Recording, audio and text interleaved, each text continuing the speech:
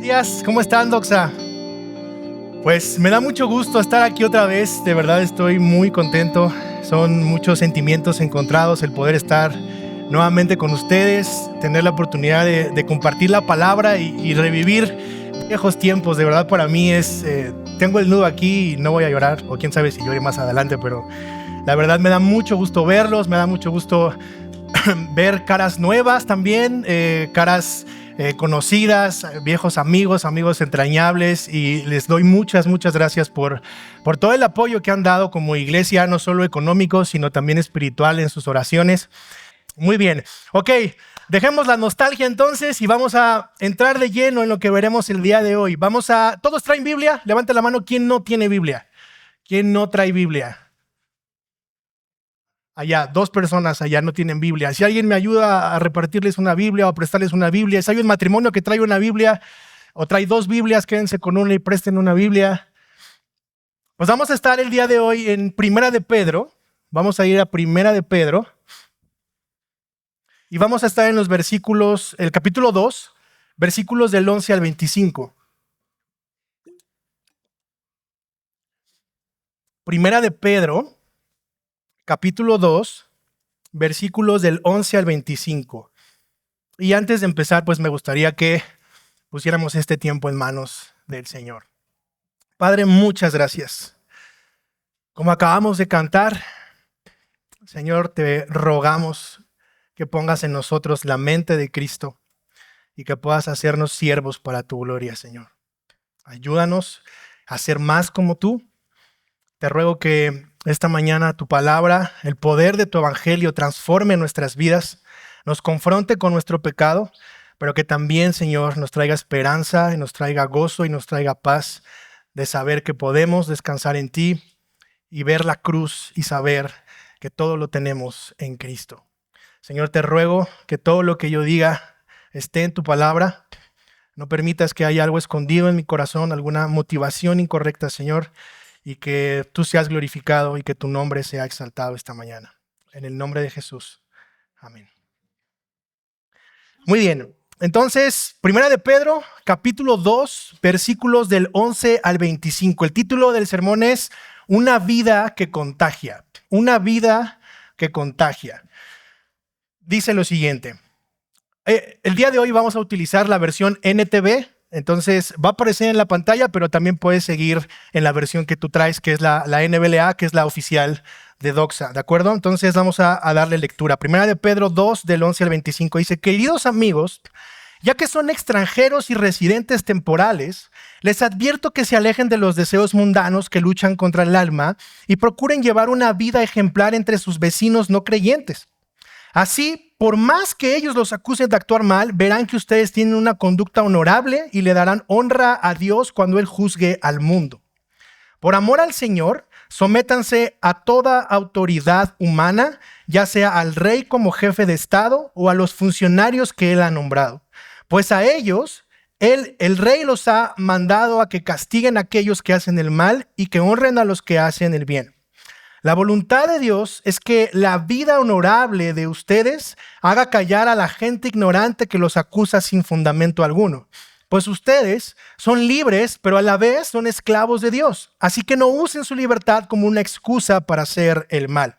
Respeten a todos y amen a la familia de creyentes. Teman a Dios y respeten al rey. Ustedes, los que son esclavos, deben someterse a sus amos con todo respeto. Hagan lo que ellos les ordenan, no solo si son bondadosos y razonables, sino también si son crueles. Pues Dios se complace cuando ustedes, siendo conscientes de su voluntad, sufren con paciencia cuando reciben un trato injusto. Es obvio que no hay mérito en ser paciente si aún no lo golpean por haber actuado mal. Pero si sufren por hacer el bien y lo soportan con paciencia, Dios se agrada de ustedes. Pues Dios los llamó a hacer lo bueno, aunque eso signifique que tengan que sufrir, tal como Cristo sufrió por ustedes. Él es su ejemplo y deben seguir sus pasos. Él nunca pecó y jamás engañó a nadie. No respondía cuando lo insultaban, ni amenazaba con vengarse cuando sufría. Dejaban su causa en manos de Dios, quien siempre juzga con justicia. Él mismo cargó nuestros pecados sobre su cuerpo en la cruz para que nosotros podamos estar muertos al pecado y vivir para lo que es recto. Por sus heridas ustedes son sanados. Antes eran como ovejas que andaban descarriadas, pero ahora han vuelto a su pastor, al guardián de sus almas. Muy bien, entonces el título es Una vida que contagia, y la estructura o la división para este sermón es la siguiente. El primer punto que veremos lo vamos a ver en el versículo 11 y en el versículo 12, y lo he titulado Una vida equilibrada. Una vida equilibrada. El segundo punto es un cristiano en la sociedad, y lo vamos a ver del versículo 13 al versículo 17. El tercer punto es el cristiano en la sumisión, y lo vamos a ver del versículo 18 al versículo 20. Y por último, el evangelio es la razón de la vida, versículos 21 al 25. ¿De acuerdo? Antes de comenzar, déjame poner un poco en contexto de lo que está pasando en esta carta de Pedro. En esta carta que escribe Pedro, los cristianos están siendo perseguidos por César Nerón. ¿Alguien ha escuchado esta frase de quieto Nerón? ¿Sí? ¿O te han dicho por ahí quieto Nerón? Es cuando estás como muy exaltado ahí o estás ya a punto de querer hacer alguna locura. Bueno, pues viene de ahí. Nerón era un tipo bastante loco, era un emperador muy loco y de hecho muy egocéntrico. Y de hecho al tipo se le ocurre la grandiosa idea de destruir Roma y de incendiarla para volverla a reconstruir y que la gente comience a amarlo y comience a quererlo, porque no era como muy agraciado en ese tiempo Nerón. Entonces manda a hacer esto con Roma, pero dentro de todas las personas que habitaban o estaban en Roma estaban los cristianos, y entonces comienza una persecución sobre los cristianos. Y entonces Pedro, con este contexto que está pasando con la iglesia, Pedro les está escribiendo a estas iglesias en Roma, advirtiéndoles y dándoles esperanza. En el capítulo 1, Pedro lo que hace es recordarles quién los llamó, recordarles quién pagó por ellos y recordarles lo que valen en Cristo. Pero también les hace mención y hace mucho énfasis, y no solo al principio, sino durante toda la carta, les hace ver que los cristianos, aquellos que han puesto su fe en Jesús, son extranjeros, es decir, no pertenecen a este mundo. Así es que si tú eres cristiano, tú eres un extranjero. No perteneces a este mundo porque nosotros pertenecemos al reino de los cielos. Así es que con eso en mente es como Pedro comienza a argumentar y a escribir su carta para hacerles entender que tenían que poner sus ojos en Cristo, que tenían que poner sus ojos en el reino de los cielos y dejar de ver lo que estaba sucediendo alrededor, que no era nada agradable. Estaban persiguiéndolos. De hecho, en ese tiempo la iglesia cristiana era concebida como una secta, porque pensaban que hacían orgías y pensaban que cuando tomaban la Santa Cena eran caníbales. Entonces la reputación de los cristianos en ese tiempo no era muy agraciada, no era muy buena. Y entonces César Nerón estaba persiguiéndolos. Pero Pedro les trata de dar esperanza por medio del evangelio, recordándoles quiénes son en Cristo y que no pertenecen a este mundo, sino que son extranjeros. Ahora, con ese contexto es que comienzan los versículos que ya leímos hace un momento. Y el primer punto que vamos a ver es una vida equilibrada. Y el versículo 11 y 12 dice lo siguiente: queridos amigos, ya que son extranjeros y residentes temporales, les advierto que se alejen de los deseos mundanos que luchan contra el alma. Procuren llevar una vida ejemplar entre sus vecinos no creyentes. Así, por más que ellos los acusen de actuar mal, verán que ustedes tienen una conducta honorable y le darán honra a Dios cuando Él juzgue al mundo. Lo primero que notamos aquí es la manera en la que Pedro se está dirigiendo a estos cristianos. Y lo primero que Pedro está haciendo es dar dos imperativos, está dando mandatos, está dando órdenes de lo que los cristianos deberían estar haciendo y deberían de estar viviendo como creyentes. Una vez más, el apóstol durante la carta o la primera parte de la carta o el primer capítulo los llama extranjeros, tomando en cuenta, como les acababa de decir, que ya no pertenecen a este mundo.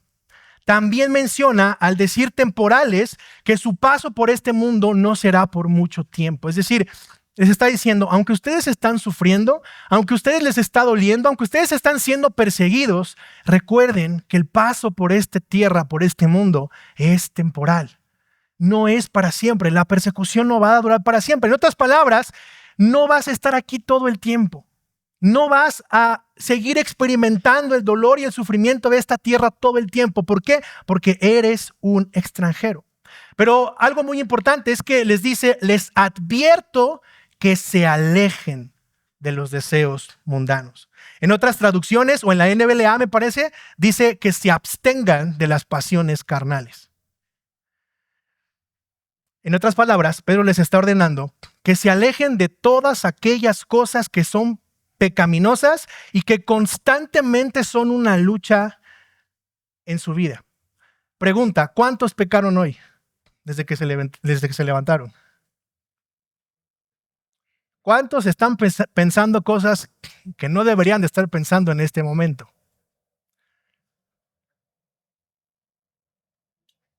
¿Cuántos están teniendo deseos en este momento que no deberían estar teniendo? No me digas, no me vayas a decir. Pero definitivamente no hay un solo cristiano que no esté pecando. Pedro nos está diciendo que el cristiano debe de estar alejado, debe de abstenerse de las pasiones carnales, de los deseos mundanos, y esto es alejarse del pecado. Ser completamente radical. Pero lo interesante de esto, o lo común más bien, es que muchos de nosotros cuando escuchamos el alejarse del mundo, el alejarse de las pasiones, el abstenerse de las cosas que son pecaminosas, inmediatamente lo asociamos con pecados sexuales. Porque es lo más común, es lo normal. Eso es lo que comúnmente como cultura tenemos en nuestra mente. Pero no estamos pensando en alejarnos del chisme. No estamos pensando en alejarnos de la tranza. No estamos pensando en alejarnos de la envidia. No estamos pensando en alejarnos del egoísmo. Inmediatamente lo asociamos con pecados sexuales o lo asociamos con alcohol, con música y con cosas que propiamente tendríamos que examinar, pero que no necesariamente son pecaminosas en un sentido. Ahora, el final del versículo es interesante porque dice que luchan contra el alma. Es decir, estas pasiones, estos deseos, tienen una lucha constante con nuestra alma. Otra traducción dice que combaten. Esto significa que el Espíritu Santo, que ahora mora en ti si tú eres creyente, va a ayudar a tener una batalla contra tus propias pasiones. La pregunta es, ¿tú estás luchando contra tus propias pasiones o te estás deleitando con tus propias pasiones? Porque ahí es donde está la diferencia.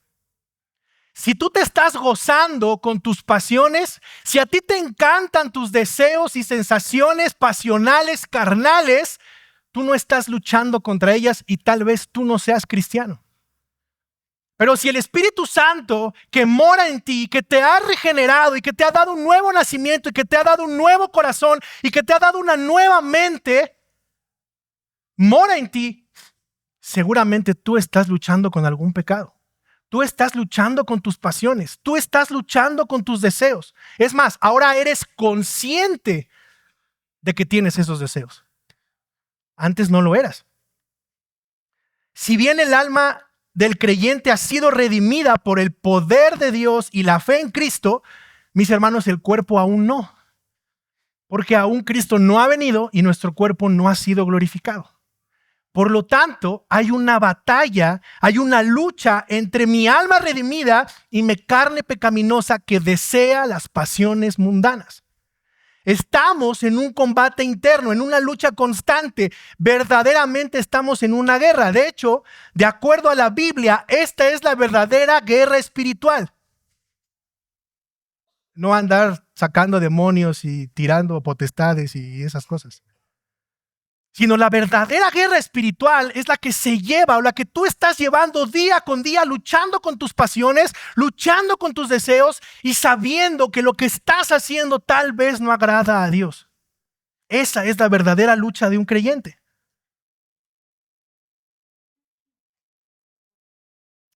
¿Cuántos han perdido la batalla con sus propias pasiones?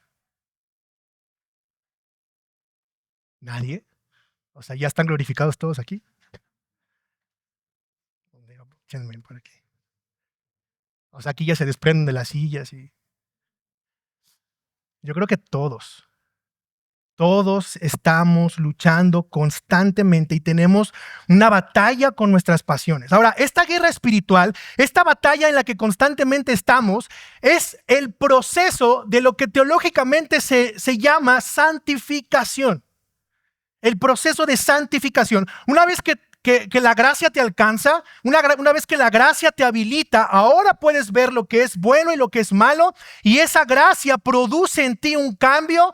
Esa gracia produce en ti que puedas obedecer, que puedas hacer ahora la voluntad de Dios, pero hay una lucha constante. Pero esa lucha es un proceso de santificación en la que el Espíritu Santo está trabajando en ti y poco a poco vas dejando esas pasiones, poco a poco vas venciendo la carne. Y ese es el proceso de santificación. Fíjate, Gálatas 5, 17 al 21 dice, la naturaleza pecaminosa desea hacer el mal, que es precisamente lo contrario de lo que quiere el Espíritu. Y el Espíritu nos da deseos que se oponen a lo que desea la naturaleza pecaminosa. Estas dos fuerzas luchan constantemente entre sí. Entonces, ustedes, ¿qué dice ahí? No son libres. A ver, repita conmigo. No son libres. Esto va a servir para lo que veremos más adelante, para llevar a cabo sus buenas intenciones. Pero cuando el Espíritu Santo los guía, ya no están obligados a cumplir la ley de Moisés. Cuando ustedes siguen los deseos de la naturaleza pecaminosa, los resultados son más claros. Y fíjate la lista. Este es el diagnóstico de la Biblia para aquellos que se están deleitando en su pecado y que no están luchando contra su pecado. Los resultados son claros: inmoralidad sexual, impureza, pasiones sensuales, idolatría, hechicería, hostilidad, peleas, celos, arrebatos de furia, ambición egoísta, discordias, divisiones, envidia, borracheras, fiestas desenfrenadas. Nota que no dice fiestas, sino dice fiestas desenfrenadas, y otros pecados parecidos. Permítanme repetirles lo que les dije antes. Está hablando el apóstol Pablo. Cualquiera que lleve esa clase de vida no heredará el reino de Dios. Creo que es contundente. Creo que la misma Biblia nos está diciendo, o eres cristiano o eres cristianoide. Pero no puede ser las dos. Porque el verdadero cristiano tiene una lucha contra estas cosas. Y el que se dice cristiano, que yo he bautizado como cristianoide, pero no vive como cristiano, lo único que hace es vivir de esta manera y decir que es cristiano. Al final, no yo, la Biblia dice, cualquiera que lleve esta clase de vida no heredará el reino de Dios. Es bastante contundente. Gálatas nos da una descripción de lo que verdaderamente son estas pasiones. Ahora, Efesios 4, 17 al 24 dice, con la autoridad del Señor digo lo siguiente. Y este es Pablo dando las palabras muy similares a las que está dando Pedro aquí. Pablo está dando imperativos, está dando órdenes a los cristianos en Éfeso. Y es exactamente la misma orden que Pedro les está dando a estos cristianos que están siendo perseguidos. Fíjate, con la autoridad del Señor digo lo siguiente, ya no vivan como los que no conocen a Dios, porque ellos estarán irremediablemente confundidos. Tienen la mente llena de oscuridad, vagan lejos de la vida que Dios ofrece porque cerraron la mente y endurecieron el corazón hacia Él. ¡Wow! Han perdido la vergüenza. O sea, ya no les importa quién los vea. Hacen lo que se les pegue su gana. No pasa nada. No hay vergüenza. Viven para los placeres sensuales y practican con gusto toda clase de impurezas. Pero eso no es lo que ustedes aprendieron acerca de Cristo. Ya que han oído sobre Jesús y han conocido la verdad que procede de Él, desháganse. Diga conmigo, desháganse. Desháganse de su vieja naturaleza pecaminosa y de su antigua manera de vivir que está corrompida por la sensualidad, sensaciones, sentimientos, emociones y el engaño.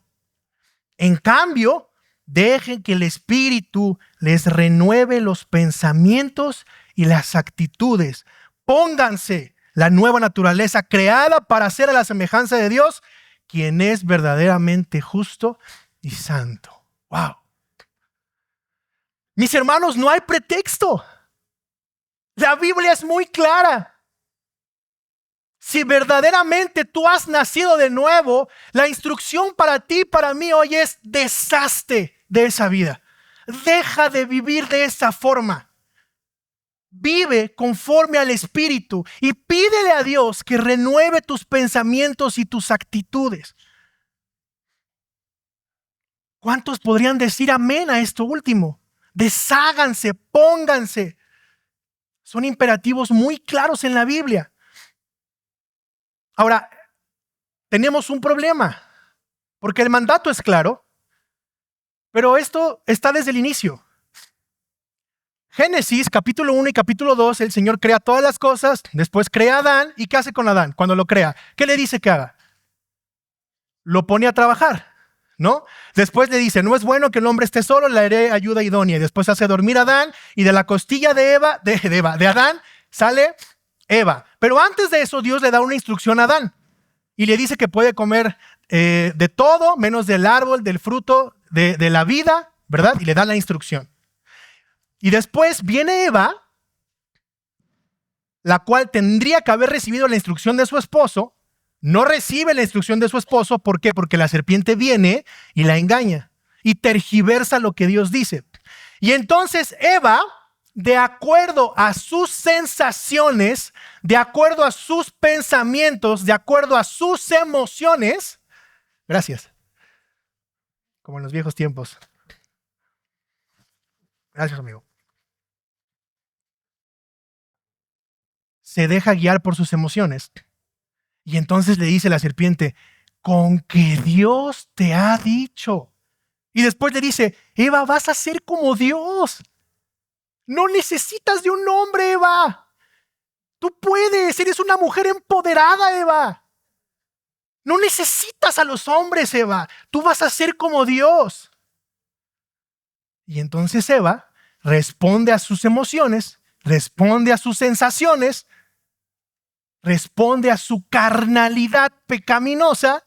¿Y qué sucede? Génesis 3. Es la caída del hombre. ¿Te das cuenta? Entonces, todo tiene un origen, todo tiene una razón. Y esto nos explica por qué el hombre obedece a sus deseos, obedece a sus pasiones, y entonces nos damos cuenta que la sensualidad, las sensaciones, el placer de pecar les ganó, perdieron la batalla contra el pecado. Ahora, esto no significa que el poder de Dios no fuera suficiente. Es que el hombre falló, siguió sus pasiones y no obedeció a la palabra de Dios. El hombre perdió la primera batalla con sus pasiones. ¿Y sabes por qué?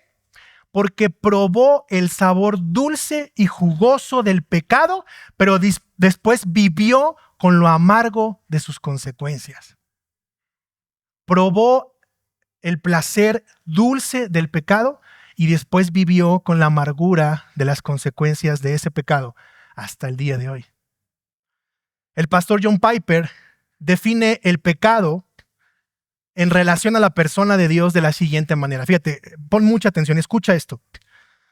El pecado es la gloria de Dios no honrada, la santidad de Dios no reverenciada, la grandeza de Dios no admirada, el poder de Dios no exaltado, la verdad de Dios no buscada, la sabiduría de Dios no deseada, la belleza de Dios no atesorada, la fidelidad de Dios no confiable, las promesas de Dios no creídas, los mandamientos de Dios no obedecidos, la justicia de Dios no respetada, la ira de Dios no temida, la gracia de Dios no apreciada, la presencia de Dios no valorada y la persona de Dios no amada. ¿Te das cuenta cómo no nada más es una mentirita piadosa y ya? ¿Te das cuenta cómo verdades a medias son mentiras completas? ¿Te das cuenta cómo tener codicia no es solo de nadie se entera, solo lo siento yo y ya? ¿Te das cuenta cómo adulterar en tu mente no es solo, bueno, solo yo lo sé, nadie se da cuenta? ¿Te das cuenta cómo ver pornografía y pensar que nadie te está viendo no es cualquier cosa? ¿Te das cuenta que engañar a tu esposo o a tu esposa no es cualquier cosa? ¿Te das cuenta que tener un noviazgo a destiempo y con una persona que no está cimentada en la fe y no es creyente no es cualquier cosa? ¿Te das cuenta que deshonrar a tus padres no es cualquier cosa? ¿Te das cuenta que atentar contra la iglesia no es cualquier cosa?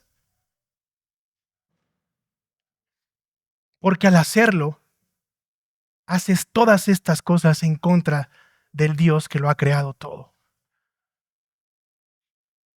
La santidad de Dios no es un juego, mis hermanos.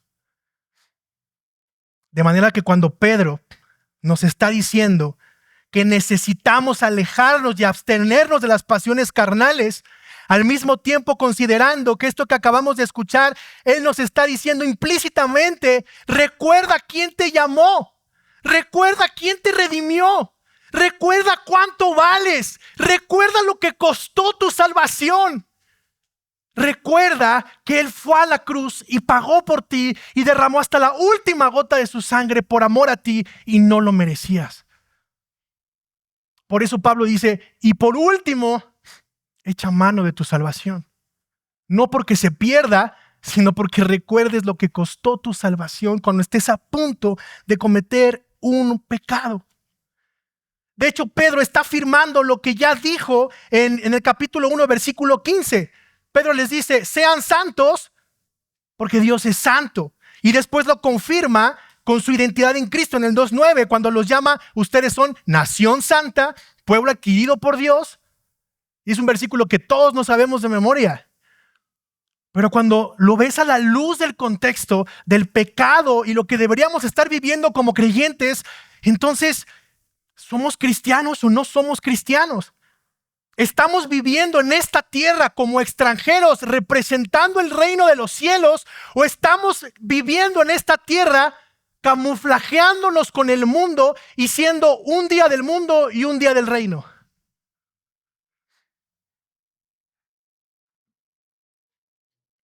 En palabras del puritano inglés John Owen, en su libro La mortificación del pecado, dice, mata a tu pecado o tu pecado te matará a ti.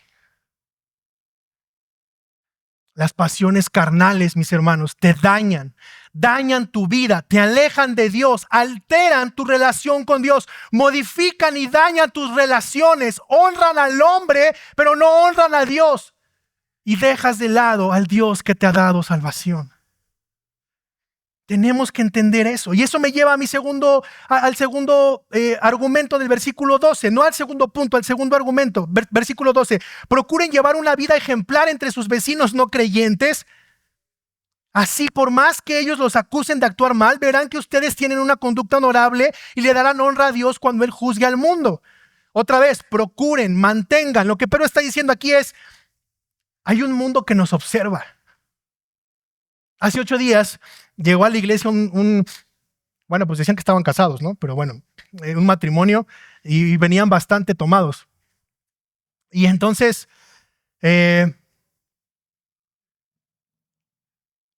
la muchacha quería cantar para desahogarse. Y le dije, mira, eres bienvenida, pero aquí no es circo, hermana. O sea, esto no es feria, o sea, no es un karaoke. Las cosas de Dios son serias y no estás en tus 5 sentidos. Esta es tu casa, te puedes sentar allá y escuchar, pero no puedes cantar. Pues es que quiero sacar mis sentimientos, estoy muy dolida, pero con groserías. Y le dije, sí, te entiendo, pero esto no es circo. Se fue toda seria, se sentó hasta atrás. Llega su esposo y me dice, oye, déjala cantar, que no sé qué. Le dije, mira, brother, te lo repito a ti, esto no es circo, no es un karaoke. No puede cantar. ¿Quieres escuchar la palabra? Porque el poder está en la palabra, no en desahogarse para cantar. Puedes sentarte atrás, eres bienvenido, agarra un café, tómate un café porque lo necesitas, pero siéntate atrás. Esto no es circo. Y sus palabras fueron, pero ustedes son cristianos, ¿no? Efectivamente, somos cristianos. Pero Dios merece un respeto y una solemnidad. Y si tú quieres escuchar de Dios verdaderamente, siéntate y escucha. No te estoy cerrando la puerta que te sientes y escuches, pero no podemos hacer lo que tú pides. Se sentaron, escucharon la mitad del sermón Y cuando comenzamos a hablar de perdón, ya no aguantaron y se salieron. Espero que hoy hayan regresado, porque la promesa era que regresaran. ¿A qué voy con esto? La gente tiene una mala impresión de los cristianos porque los cristianos no se han comportado como cristianos. Ese es el problema. La gente nos tacha afuera como personas que solo somos exclusivistas, solo aquí, solo nosotros, y solo nosotros nos vamos a salvar, y solo nosotros somos buenos, y solo nosotros merecemos, y solo nosotros estamos más cerca de Dios.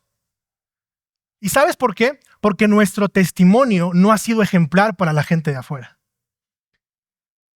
Porque de la puerta para adentro nos jactamos de ser cristianos, pero de la puerta para afuera somos iguales que la gente del mundo. Y eso, el testimonio, ha dañado que la gente quiera acercarse y conocer del Evangelio. ¿Cuál es la meta de la Gran Comisión en Mateo 28? Los incrédulos. La meta de la Gran Comisión es alcanzar a los perdidos, a los que necesitan el Evangelio. Mi hermano, tu testimonio no es el Evangelio, pero tu testimonio importa para poder predicar el Evangelio.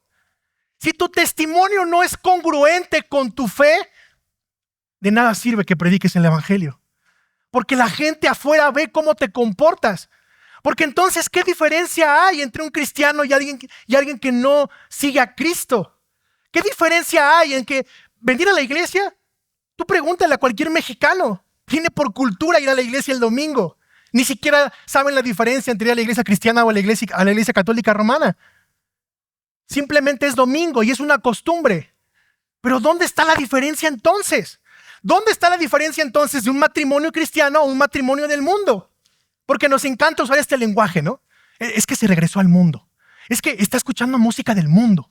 Es que mi trabajo secular, y nos encanta separar las cosas, pero cuando vamos a la Biblia es un todo.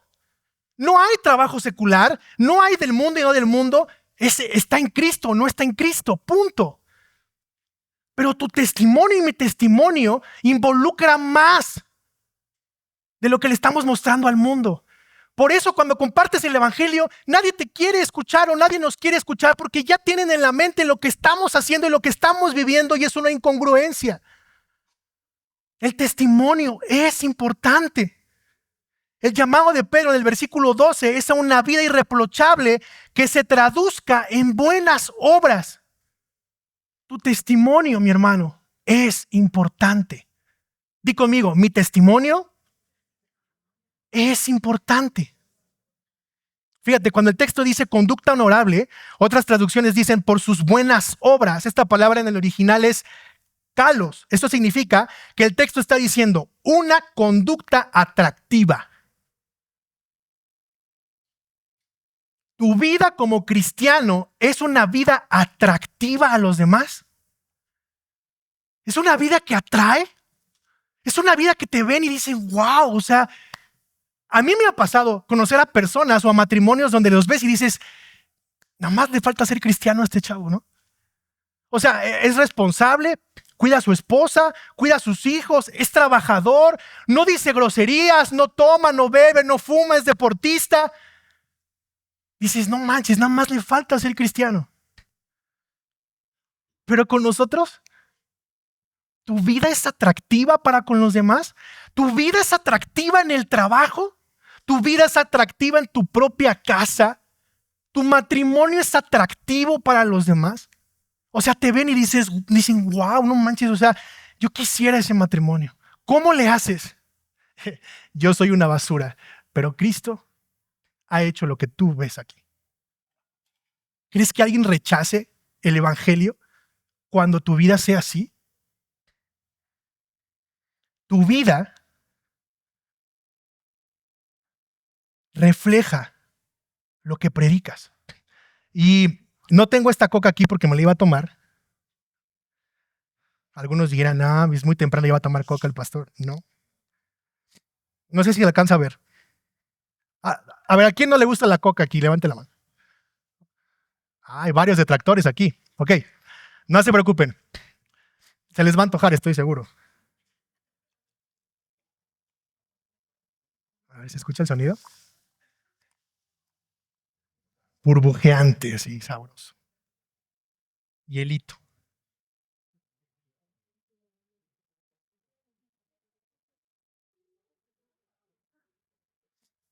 ¿Cómo se ve? Levante la mano, ¿quién se le antojó? Hasta los detractores, ¿se dan cuenta? Qué bien se ve, ¿no? ¿Dan ganas de tomársela? ¿Es atractiva? ¿Tu testimonio es así? ¿Tu vida en Cristo así es de atractiva? ¿Eres un hombre apasionado por Jesús? ¿Eres una mujer apasionada como la que viene en Proverbios? ¿Es Proverbios? No. ¿Proverbios? ¿Es una mujer como la que describe Proverbios? ¿Eres un joven apasionado por Cristo? ¿Eres una joven apasionada por el Señor? ¿Edificas tu iglesia? ¿Vas por los perdidos? ¿Eres luz en tu trabajo? O sea, te ven y dicen, ¿qué haces? O sea, ¿por qué todo se está cayendo a tu alrededor y tú estás como si nada? ¿Qué haces? ¿Se ve como ese vaso de Coca-Cola tu vida? ¿Así es tu testimonio? ¿Tu estilo de vida es atractiva para otros que no creen en Jesús? ¿Quisieran otros ser como tú? ¿Quisieran copiarte? Fíjate, Mateo 5 del 15 al 16 dice, nadie enciende una lámpara y luego la pone debajo de una canasta. En cambio, la coloca en un lugar alto donde ilumina a todos los que están en la casa. De la misma manera, dejen que sus buenas acciones brillen a la vista de todos para que todos alaben a su Padre Celestial. ¿Te das cuenta? Tu testimonio no salva, pero es atractivo para predicar el evangelio.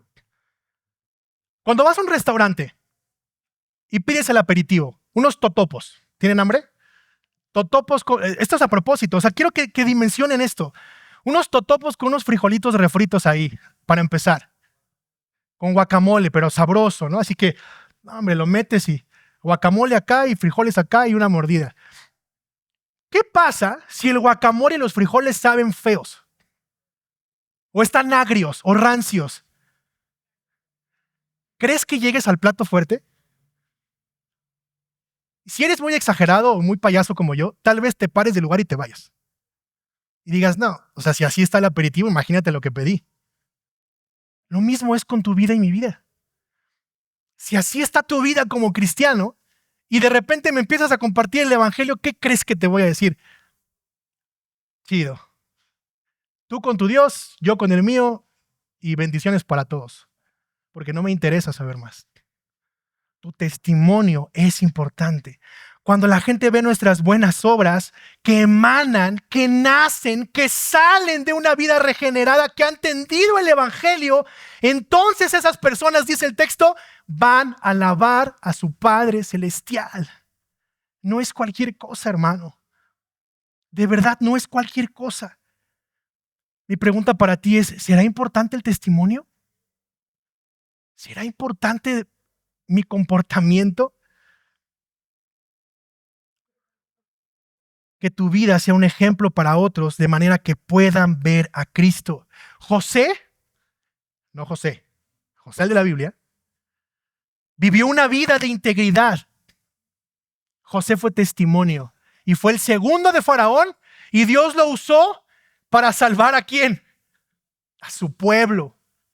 Daniel decidió en su corazón no contaminarse y estaba en el corazón de Babilonia. Y no se contaminó, dio testimonio.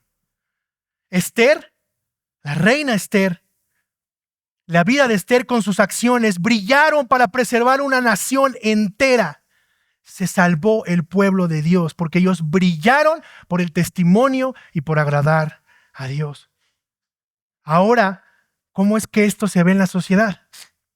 ¿Cómo entonces es que se ve un cristiano viviendo en la sociedad de esta manera? ¿Cómo es que se ve un cristiano que está dando testimonio y que da un reflejo del evangelio en el que cree? Punto 2, el cristiano en la sociedad.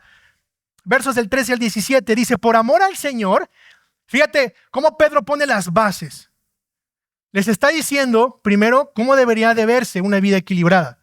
Y después les dice que su testimonio es importante y que van a callar las bocas de aquellos que están en contra de ellos por su testimonio, por su forma de vida. Una vez que han entendido eso, comiencen a reflejarlo sometiéndose a toda autoridad humana, ya sea el rey como el jefe de Estado o a los funcionarios que él ha nombrado. Pues a ellos el rey los ha mandado a que castiguen a aquellos que hacen el mal y que honren a los que hacen el bien. La voluntad de Dios es que la vida honorable de ustedes haga callar a la gente ignorante que los acusa sin fundamento alguno.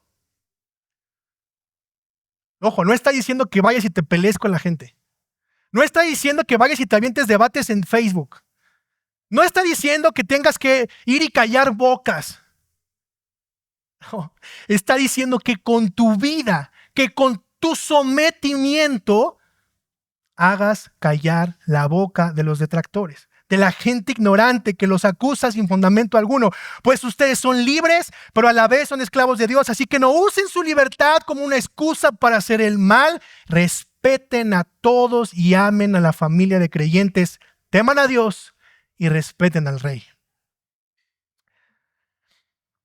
Y aquí es donde podemos sentirnos incómodos.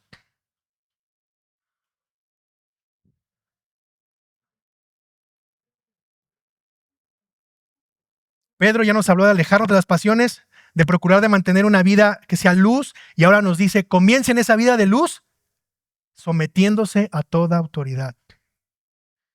Pedro no te está pidiendo permiso, Pedro no te está diciendo si estás de acuerdo con la 4T, Pedro no te está diciendo eso. Pedro te está diciendo que te sometas a toda autoridad y que tu vida sea luz y testimonio y de impacto, comenzando por el sometimiento. Hermano, me atrevo a decirte que las cosas no van a cambiar porque te pongas a discutir en Facebook si Sheinbaum debe ser presidenta o no debe ser presidenta. Las cosas no van a cambiar porque te pongas a discutir con la LGBTQ+ y W y todo lo que signifique.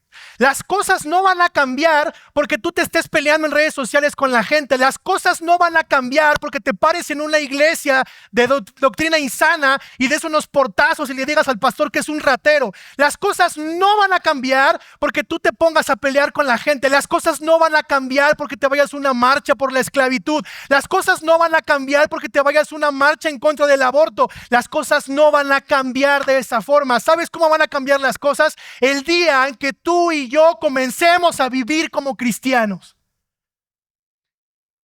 Esa es la forma en la que las cosas van a cambiar. Pedro les está diciendo, recuerden que no viven aquí, ustedes son extranjeros. Dejen de comportarse y de querer cambiar al mundo con el sistema del mundo y comiencen a comportarse como cristianos. Comiencen a tener una vida que contagia. Comiencen a vivir una vida que transmita, que apasione, que desee conocer el evangelio. Esa es la forma en la que las cosas van a cambiar.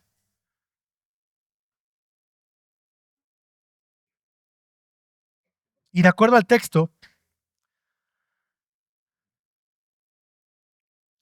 todas esas acusaciones reales hacia los cristianos se convertirán en cosas que glorifiquen al Señor. Verso 15. La voluntad de Dios es que la vida honorable de ustedes haga callar a la gente ignorante que los acusa sin fundamento alguno. No necesitamos discutir, no necesitamos gritar, no necesitamos convencer, no necesitamos acusar. Una vida honorable es suficiente, hermanos. Una vida honorable es suficiente. Como dirían en el fútbol, calladito y hablando en la cancha. Así es como deberíamos de vivir como cristianos. Hablando en la cancha, hablando en el terreno, amando a las personas, amando al prójimo, amando a la iglesia, sirviendo más que otros, dejando de ver lo que otros no hacen y empezar a ver lo que tú sí debes de hacer. Compartir el evangelio, ser luz en tu trabajo. Disfruta la libertad que Dios te dio del pecado sobre ti. Disfruta todo lo que Dios ha creado porque todo es para su gloria. Y esto es muy importante porque hay un movimiento que dice salvo siempre salvo, o el hipercalvinismo. ¿Qué quiere decir esto? Que como Dios ya me salvó y yo no tenía que hacer nada para que me salve, entonces yo puedo vivir como se me pegue la gana. No, nosotros no estamos enseñando eso. Esta iglesia no enseña eso. La Biblia no enseña eso. Lo que está diciendo aquí Pedro es, recuerda que ya eres salvo, y como eres salvo, como lo leíamos hace un rato, no eres libre. Ahora eres esclavo, pero de Cristo. Y con esa libertad que Él te ha dado, tendrías que vivir una vida de testimonio que contagie y que produzca callar la boca de aquellos que están en contra del Evangelio, no porque te pongas de altanero, no porque sepas mucha doctrina, sino porque tu vida y tu testimonio hablan. Y eso hace que ellos glorifiquen a Dios. La conducta de vida es clave para ver si se está entendiendo el Evangelio o simplemente eres un legalista que le encanta cumplir ciertos aspectos y piensas que eso es ser cristiano. Punto 3. El creyente en el trabajo. Versos del 18 al 20. Un estudio revela que un cristiano pasa al año cerca de 2.304 horas en el trabajo. 2.304 horas en el trabajo y 144 horas en la iglesia. ¿Dónde pasa más tiempo el cristiano?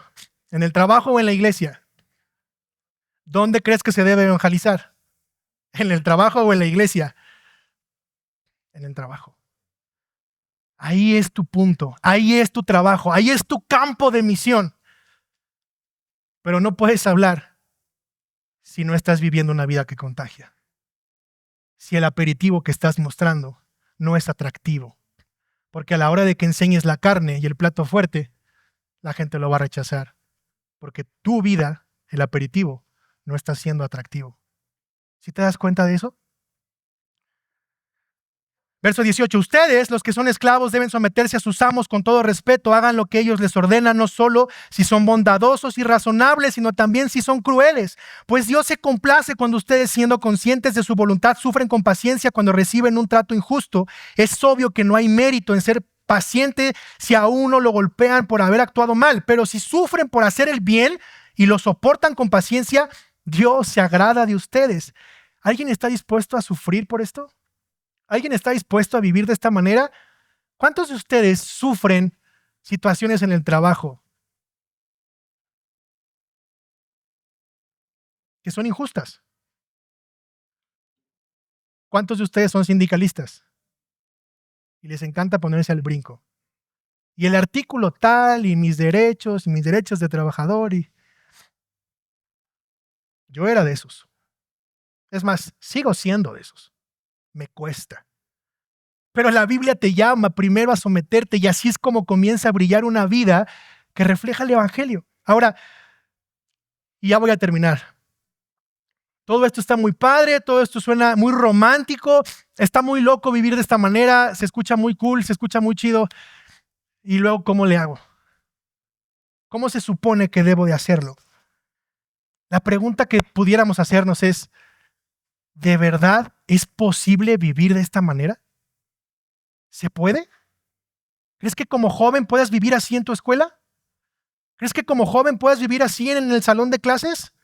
¿Crees que puedas ser un reflejo de tu matrimonio? ¿Crees que puedas en el trabajo vivir de esa forma? ¿Crees que en la iglesia puedas edificarla de esa manera sin ser grillero? ¿Crees que puedes ganar a otros por compartir el evangelio? ¿De verdad se puede? Punto 4, versos del 21 al 24. El evangelio es la solución y la razón de nuestra vida. Fíjate, pues Dios los llamó a hacer lo bueno, aunque eso signifique que tengan que sufrir tal como Cristo sufrió por ustedes. Él es su ejemplo y deben seguir sus pasos. Él nunca pecó, jamás engañó a nadie, no respondía cuando lo insultaban y amenazaba con vengarse cuando sufría. Dejaba su causa en manos de Dios, quien siempre juzga con justicia. Él mismo cargó nuestros pecados sobre su cuerpo en la cruz para que nosotros podamos estar muertos al pecado y vivir para lo que es recto. Por sus heridas ustedes son sanados. Isaías 53 del 7 al 12 dice, Él fue oprimido y tratado con crueldad. Si tú piensas que hasta ha sido tratado con crueldad, no tienes idea. de lo que es ser tratado con crueldad. Si tú eres un joven que vive con sus padres y piensas que tus papás te tratan con crueldad, no tienes idea de lo que es ser tratado con crueldad. Estás buscando un justificante para hacer lo que se te pegue tu gana en lugar de someterte a la autoridad de tus padres. No dijo ni una sola palabra. Como cordero fue llevado al matadero y como oveja en silencio ante sus trasquiladores no abrió su boca. Al ser condenado injustamente se lo llevaron. A nadie le importó que muriera sin descendientes ni que le quitaran la vida a mitad de camino, pero lo hirieron de muerte por la rebelión de mi pueblo. Él no había hecho nada malo y jamás había engañado a nadie, pero fue encerrado como un criminal, fue puesto en la tumba de un hombre rico, formaba parte del buen plan del Señor, aplastarlo y causarle dolor. Sin embargo, cuando su vida sea entregada en ofrenda por el pecado, tendrá muchos descendientes, disfrutará de una larga vida y en sus manos el buen plan del Señor prosperará. Tú y yo no podemos vivir así. Pero cuando volteamos y vemos la cruz, cuando ves lo que Jesús hizo, la vida que llevó, su vida, su muerte y su resurrección, ahora entonces con el Espíritu Santo que mora en ti, es que tú puedes llevar esa vida. Puedes tener una vida que contagie y que apasiona y que pueda resistir a la presión del mundo. No importa, no te cases, anda con hombres, con mujeres, ten orgías, ve pornografía, el matrimonio no sirve, divórciate, ten muchas mujeres, aborta, cámbiate el sexo. Si quieres ser silla, mesa, lo que quieras, no pasa nada. Sé una mujer empoderada, olvídate de los hombres, tú tienes poder. Cuando el mundo dice todo eso, la Biblia dice, ve a Cristo. Y a través de su vida, su muerte y su resurrección, tú puedes ser luz en medio de las tinieblas. Y la gente que lo vea se va a contagiar, se va a apasionar y el campo está listo para que cuando abras la boca y prediques el evangelio, la gracia llegue, se contagie y esa gente sea transformada. Si eso no te apasiona, entonces ¿por qué eres cristiano? ¿Qué diferencia hay entonces? Tu pasión debe estar en la cruz. Tu todo debe de estar en la cruz. Tu razón de vivir debe de estar en la cruz. Si eso no te apasiona, entonces ¿por qué eres cristiano?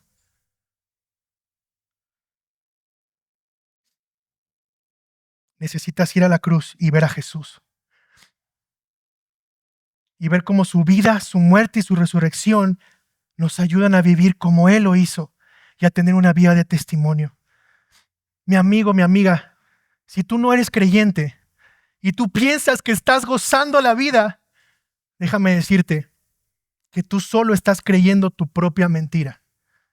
Porque de acuerdo a lo que acabamos de ver, tú eres esclavo de tu propio pecado. Y tarde o temprano, degustarás la amargura de las consecuencias de vivir esclavizado a tu pecado. Si tú eres creyente, necesitas recordar quién te salvó. Necesitas recordar cuánto costó tu salvación. Necesitas recordar y ver, hincarte en esa cruz y reconocer que Cristo lo es todo. Y entonces comenzar a hacer luz y predicar el evangelio. La voluntad de Dios es que la vida honorable de ustedes haga callar a la gente ignorante que los acusa sin fundamento alguno y que eso glorifique a Dios. La vida de Cristo no solo confrontó al mundo, la vida de Cristo enmudeció al mundo. Ponte de pie conmigo y vamos a orar. Señor, gracias. Gracias por tu palabra. Gracias por tu evangelio. Señor, te ruego que todo lo que escuchamos el día de hoy se haga carne en nuestros corazones. Seamos movidos a arrepentimiento y fe y que verdaderamente hay un cambio entre nosotros. Señor, te ruego que el Espíritu Santo que mora en nosotros nos ayude a tener esta batalla con nuestro propio pecado. Señor, ayúdanos a mortificar nuestro pecado, nuestras luchas. Señor, renueva nuestra mente, renueva nuestro corazón. Señor, que arda nuestro corazón por ti. Ayúdanos a hacer testimonio allá afuera. Ayúdanos a contagiar, Señor, con esa pasión y ese amor por ti. Y que cuando los demás pregunten qué ha pasado con nosotros o cuál es la diferencia con nosotros, podamos decir, es Jesús y su evangelio lo que ha cambiado mi vida. Ayúdanos, Señor, a hacer luz en este tiempo tan difícil, de tantas tinieblas, y recordarnos que somos extranjeros y que representamos al reino de los cielos, Señor, que solo estamos de paso en esta tierra y que un día tú regresarás por nosotros y estaremos reinando y adorándote todos los días de nuestra vida, Señor. Gracias, Jesús, por este tiempo. En el nombre de Cristo.